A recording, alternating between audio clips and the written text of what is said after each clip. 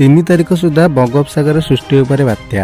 3 ତାରିଖ ସୁଦ୍ଧା ସୃଷ୍ଟି ହୋଇ ସକାଳ 4টাରେ ଉପକୂଳ ଛୁଇଁପାରେ।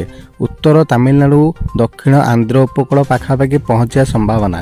ବାତ୍ୟା ସମ୍ପର୍କରେ ଭୁବନେଶ୍ୱର ପାଣିପାଗ କେନ୍ଦ୍ର ପକ୍ଷରୁ ସୂଚନା ମିଳିଛି। ସଦୃଶ ଲଘୁଚାପଟି 24 ଘଣ୍ଟାରେ ଅବପାତ ରୂପ ନେଇପାରେ। ତେବେ ଭିଡ଼ିଓଟି ସମ୍ପୂର୍ଣ୍ଣ ଅପଡେଟ୍ ଜାଣିବା। ତେବେ ତା ପୂର୍ବରୁ ଭିଡ଼ିଓଟି ଲାଇକ୍ କରି ଚ୍ୟାନେଲଟି ସବସ୍କ୍ରାଇବ୍ କରି ପାଖରେ ଥିବା ବେଲ୍ ଆଇକନ୍ ଉପରେ କ୍ଲିକ୍ କରିଦିଅନ୍ତୁ।